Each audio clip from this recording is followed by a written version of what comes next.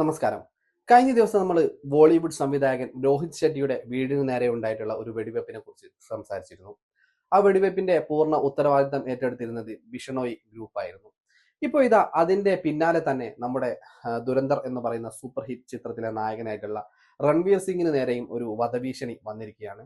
അദ്ദേഹത്തിന് വാട്സാപ്പ് സന്ദേശമായിട്ടാണ് ഈ ഒരു വധഭീഷണി വന്നിട്ടുള്ളത്. അപ്പം അദ്ദേഹത്തിന് വേണ്ടിയിട്ട് കൂടുതൽ പ്രൊട്ടക്ഷനും അതുപോലെ തന്നെ എല്ലാവിധ സൗകര്യങ്ങളൊക്കെ ചെയ്തു കൊടുത്തിരിക്കുകയാണ് ഇപ്പോൾ പോലീസ് എന്ന് പറയുന്നത്. നമുക്ക് ഈ ഈ ഒരു വിഷയവുമായി ബന്ധപ്പെട്ടുള്ള കാര്യങ്ങൾ ജസ്റ്റ് ഒന്ന് പരിശോധിച്ചിട്ട് വരാം.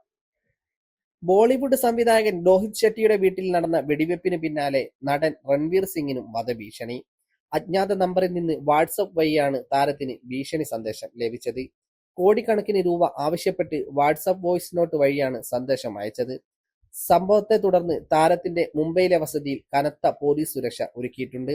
രൺവീർ സിംഗിന് ഭീഷണി സന്ദേശം അയച്ചതിന് പിന്നിൽ കുപ്രസിദ്ധ ഗുണ്ടാ തലവൻ ലോറൻസ് ബിഷണോയ് സംഘത്തിലെ അംഗങ്ങളാണെന്ന് പോലീസ് സംശയിക്കുന്നു. ഭീഷണി സന്ദേശം അയച്ചയാളെ കണ്ടെത്താൻ പോലീസ് അന്വേഷണം ആരംഭിച്ചിട്ടുണ്ട്.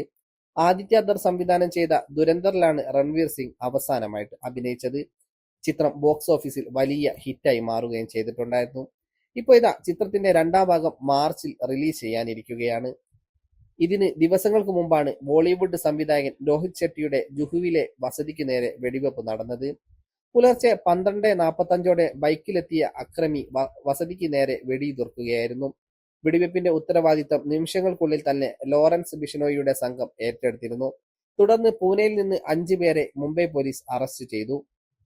പൂനെ സ്വദേശികളായ അമൻ ആനന്ദ് മരോട്ടെ, ആദിത്യ ജ്ഞാനേശ്വർ ഗായകി, സിദ്ധാർത്ഥ് ദീപക് എൻപുരെ, സമർത്ഥ് ശിവ ശരൺ പ്രേംജി, സ്വപ്നിൽ ബന്ധു സഗത് എന്നിവരാണ് പിടിയിലായത്.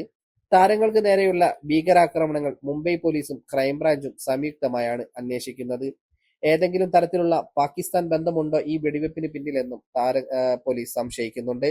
ഇതിനു മുമ്പ് ഒരു വേദിയിൽ വെച്ച് കാന്താര സിനിമയിലെ ചില രംഗങ്ങൾ അഭിനയിക്കുകയും അതിനെ കളിയാക്കുകയും ചെയ്തു എന്ന പേരിലും രൺവീർ സിംഗിനെതിരെ ഒരു സംഘം രംഗത്തെത്തിയിരുന്നു. ഏതെങ്കിലും തരത്തിൽ അതുമായി ബന്ധമുണ്ടോ എന്നും പോലീസ് ഇപ്പോൾ അന്വേഷിച്ചു വരികയാണ്. വളരെ ഹൈപ്പർ ആക്റ്റീവ് ആയിട്ടുള്ള ഒരു താരം തന്നെയായിരുന്നു രൺവീർ സിംഗ്. നല്ല അഭിനയ മികവും ശാരീരിക കഴിവുമുള്ള രൺവീർ സിംഗിന്റെ സിനിമകളൊക്കെ തന്നെ മികച്ച വിജയം നേടുകയും ചെയ്തിരുന്നു. ആഗോളതലത്തിൽ ഏകദേശം 1200 കോടിയിലേറെ ലാഭമാണ് ദുരന്തർ എന്ന സിനിമ ഉണ്ടാക്കിയെടുത്തത്. ഇപ്പോൾ ഇതാ രണ്ടാം ഭാഗം മാർച്ചിലൂടെ റിലീസിലും എത്തും. എന്തായാലും കൂടുതൽ വിവരങ്ങൾ ഉടനെ തന്നെ ഉണ്ടാകുമെന്ന് പ്രതീക്ഷിക്കാം.